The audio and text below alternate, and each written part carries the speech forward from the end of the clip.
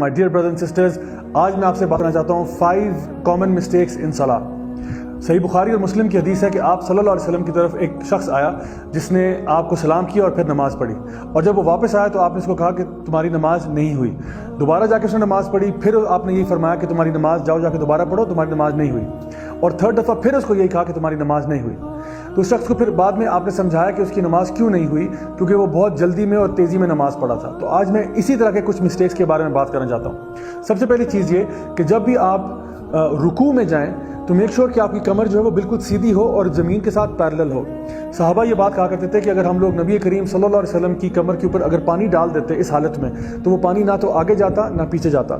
سو نہ آپ نے کمر کو بہت اوپر رکھنا ہے نہ بہت نیچے کرنا ہے، بلکہ بالکل گراؤنڈ کے ساتھ پیرلل رکھنا ہے. دوسری چیز یہ کہ جب آپ سجدے کی حالت میں جائیں تو اکثر میں نے دیکھا کہ کچھ لوگ اپنے پیچھے سے پاؤں کو اٹھا دیتے ہیں. تو پاؤں کو نہیں اٹھانا، ان کو زمین کے ساتھ ہی لگے رہنے دینا ہے. پاؤں کو جوڑ کے رکھیں اور زمین کے ساتھ لگا کے رکھیں تاکہ آپ کے ٹوز جو ہیں they are pointing towards the قبلہ اٹسیلف.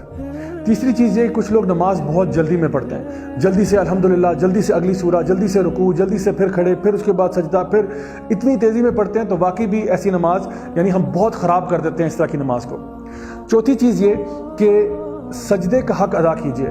جب آپ سجدے میں جائیں آرام سے واپس آئیں، اپنے سارے آرگنز کو واپس اپنی جگہ پہ آنے دیں، پھر واپس سجدے میں جائیں. کچھ میں نے لوگوں کو دیکھا کہ وہ سجدہ کرتے ہوئے لٹرلی اس کو میں کہتا ہوں ڈبل ٹیپ کرتے ہیں، ایک دفعہ دو یعنی فوراً جا کے جس طرح زمین کے اوپر ٹکر مار کے دوبارہ ٹکر مار کے واپس. اس طرح نہیں کرنا، سجدے کا بھی پورا حق ادا کریں. And last but not the least, اکثر ہم دیکھتے ہیں کہ لوگ جو ہیں وہ سن 1945 سے لے کے آج تک سبحان اللہ سورہ فاتحہ کے بعد سورہ اخلاص ہی پڑھ رہے ہیں. تو پلیز اپنے نالج کو تھوڑا سا انکریز کریں، زیادہ سے زیادہ صورتیں یاد کریں تاکہ ان کو آپ نماز میں پڑھ سکیں، تاکہ آپ کی نماز زیادہ سے زیادہ خوبصورت ہو سکے.